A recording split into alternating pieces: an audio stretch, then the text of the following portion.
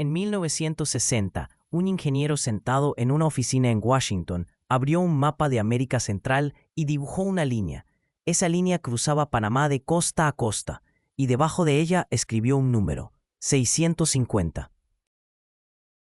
650 bombas nucleares. Eso era lo que Estados Unidos necesitaba para construir un nuevo canal de Panamá sin esclusas, más ancho, más profundo y más rápido que el original. No era una película de ciencia ficción. No era la idea de un lunático. Era un proyecto oficial del gobierno de Estados Unidos, financiado con más de $700 millones, con el respaldo del padre de la bomba de hidrógeno y apoyado por el presidente Eisenhower. Se llamaba Proyecto Plowshare, y durante casi 20 años estuvo a punto de contaminar radioactivamente Panamá, Nicaragua, Colombia y potencialmente partes de México para siempre. Hoy te contamos la historia más loca, más olvidada y más importante que nunca te enseñaron en la escuela sobre lo que casi le pasó a nuestra región. Para entender el Proyecto Plowshare, necesitas entender el contexto de 1957. La Guerra Fría estaba en su punto más intenso. Estados Unidos y la Unión Soviética se habían pasado una década construyendo arsenales nucleares tan grandes que podían destruir el planeta varias veces. Y la opinión pública mundial empezaba a estar muy incómoda con eso. Entonces el presidente Eisenhower lanzó el programa Atoms for Peace, Átomos para la Paz. La idea central era simple: si las bombas nucleares podían usarse para cosas buenas, quizás la gente dejaría de tenerles tanto miedo. El proyecto Plowshare nació de esa idea. ¿Por qué usar explosivos convencionales para construir canales, puertos y carreteras si tienes bombas nucleares que liberan miles de veces más energía? ¿Por qué no usar esa energía para progreso? Lo que siguió fue uno de los proyectos más ambiciosos, más costosos y más peligrosos de la historia de la ingeniería. Y América Latina estuvo en el centro de todo. 1. El hombre detrás del plan, Edward Teller. Todo empezó con un físico húngaro llamado Edward Teller, conocido como el padre de la bomba de hidrógeno. Teller no era un villano de película, era genuinamente apasionado por la física nuclear y genuinamente convencido de que las explosiones nucleares podían transformar el mundo para bien. En 1957, propuso usar bombas de hidrógeno para crear un puerto artificial en Alaska, detonando varios dispositivos nucleares bajo el agua. La idea sonaba loca, pero el gobierno la tomó en serio, y cuando empezaron a calcular cuántas otras cosas podían construir con explosiones nucleares, la lista creció rápidamente. Canales interoceánicos a través de Centroamérica, puertos artificiales en Alaska y Australia, carreteras a través de montañas, presas, reservorios de agua, incluso propuestas para extraer petróleo y gas natural usando explosiones nucleares subterráneas. Entre 1961 y 1973, el gobierno de Estados Unidos detonó 27 bombas nucleares en Nevada, Nuevo México y Colorado como parte de las pruebas del proyecto Plowshare. Gastó más de $700 millones, equivalente a varios miles de millones en dólares de hoy. Y el proyecto estrella, el que iba a demostrar al mundo que las bombas nucleares podían construir en lugar de destruir, era el nuevo Canal de Panamá. 2. El plan para Latinoamérica, 650 bombas en nuestra tierra. En 1960, el gobierno de Estados Unidos contrató a ingenieros para estudiar rutas alternativas al Canal de Panamá. Y los resultados fueron escalofriantes para cualquiera que viva en esta región. Se estudiaron rutas a través de Panamá, Nicaragua, Costa Rica y Colombia. Cada propuesta requería detonar entre 200 y 650 dispositivos nucleares. Los yieldes totales alcanzaban cientos de megatones. Para darte escala, la bomba de Hiroshima tenía un yield de aproximadamente 15 kilotones. Un megatón equivale a 1000 kilotones. Estaban hablando de cientos de megatones, distribuidos en docenas de detonaciones a través de territorio centroamericano y colombiano. El plan más serio contemplaba una ruta a través del Darién panameño, usando 651 dispositivos nucleares en una franja de terreno que hoy es una de las zonas de mayor biodiversidad del planeta, y los ingenieros sabían que habría contaminación radioactiva. Lo sabían y lo calculaban. Sus propias estimaciones decían que si el plan se ejecutaba durante la temporada de lluvias, que es la mayor parte del año en Centroamérica, las lluvias arrastrarían materiales radioactivos hacia ríos, acuíferos y costas. El Océano Pacífico y el Atlántico en esa región habrían quedado contaminados. Las selvas del Darién habrían sido inhabituales durante décadas, y los vientos podrían haber llevado material radioactivo hasta México. ¿Se lo preguntaron a los países afectados? No. En ningún momento del proceso de planificación se consultó formalmente a Panamá, Nicaragua, Colombia o cualquier otro país latinoamericano sobre si querían que esto ocurriera en su territorio.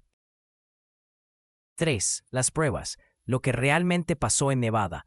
Antes de lanzar el megaproyecto en Centroamérica, necesitaban pruebas, y ahí es donde el proyecto Plowshare empieza a mostrar sus grietas. La prueba más famosa fue la llamada SEDAN, realizada el 6 de julio de 1962 en el desierto de Nevada.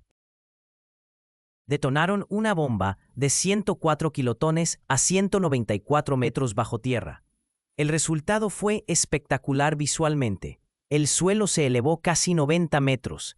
Luego explotó formando un cráter de 390 metros de ancho y 97 metros de profundidad. Hasta hoy es el cráter artificial más grande de Estados Unidos, pero lo que los ingenieros no publicitaron fue lo que pasó después. La explosión levantó más de 12 millones de toneladas de tierra, y una parte significativa de esa tierra era radioactiva. La nube resultante se desplazó con el viento y distribuyó contaminación radioactiva por varios estados. Fue la explosión nuclear que más fallout, material radioactivo, distribuyó sobre población civil en la historia de Estados Unidos. Miles de personas en Nevada, Utah e Idaho fueron expuestas sin saberlo, y eso era en el desierto de Nevada, con viento predecible y poca población.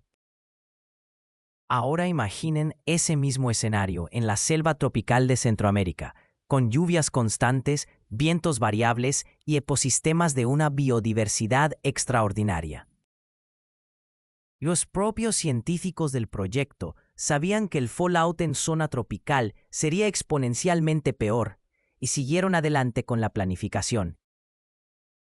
4. ¿Por qué no se hizo? La resistencia que salvó a la región fracasó principalmente por resistencia científica, resistencia ciudadana y resistencia política. En 1963, el Tratado de Prohibición Parcial de Pruebas Nucleares prohibió las detonaciones nucleares en la atmósfera, bajo el agua y en el espacio exterior. Las explosiones subterráneas seguían permitidas, pero el tratado complicó significativamente los planes de excavación, porque muchas de las explosiones necesarias habrían tenido efectos sobre la superficie. Luego vinieron los biólogos marinos. En la segunda mitad de los años 60, científicos de múltiples universidades comenzaron a estudiar qué le pasaría al ecosistema marino si se abría un canal a nivel del mar entre el Atlántico y el Pacífico. Lo que encontraron fue alarmante. Los dos océanos tienen ecosistemas marinos completamente diferentes que llevan separados millones de años. Abrir un canal a nivel del mar, sin esclusas que actuaran como barreras, permitiría que especies invasoras cruzaran de un océano al otro sin control. Los científicos predijeron extinciones masivas de especies marinas en ambos océanos, y finalmente, a finales de los años 60, la opinión pública estadounidense empezó a oponerse masivamente. El movimiento ambiental que culminaría en el Día de la Tierra en 1970 cambió completamente el clima político. La idea de usar bombas nucleares para excavar canales en América Central se volvió políticamente imposible. En 1977, después de 20 años y más de $700 millones gastados, el proyecto Plowshare fue cancelado oficialmente. Ninguno de los megaproyectos se construyó. Ni el canal, ni el puerto, ni las carreteras. 5. El legado radioactivo y lo que quedó.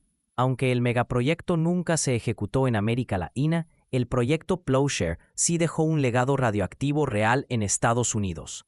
De las 27 pruebas realizadas entre 1961 y 1973, varias dejaron contaminación radioactiva que persiste hasta hoy. El sitio de pruebas de Nevada sigue siendo una zona de alta radioactividad.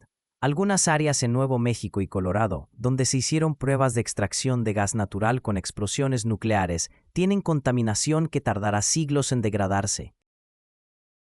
Y hay una ironía histórica enorme. La Unión Soviética, que nunca tuvo los escrúpulos políticos de Estados Unidos sobre consultar a nadie, realizó más de 100 explosiones nucleares pacíficas en su propio territorio y en el de sus países satélite. Varias de esas zonas en Kazajistán y Siberia tienen contaminación radioactiva que afecta a comunidades hasta hoy. El proyecto Plowshare demostró algo fundamental sobre la ingeniería y la política. La escala de un proyecto no garantiza su inteligencia. La ambición no es lo mismo que la sabiduría. Y cuando las consecuencias de un error son permanentes e irreversibles, la prudencia vale más que la audacia. América Latina se salvó por una combinación de tratados internacionales, ciencia honesta y activismo ciudadano, no porque los planificadores hayan decidido protegerla. 650 bombas nucleares en Centroamérica, $700 millones gastados, 20 años de planificación y 0 consultas a los países que habrían sido destruidos. El proyecto Plowshare es una de las historias más importantes y más olvidadas de la relación entre Estados Unidos y América Latina. Una historia donde la ambición tecnológica estuvo a punto de contaminar radioactivamente nuestra región por generaciones.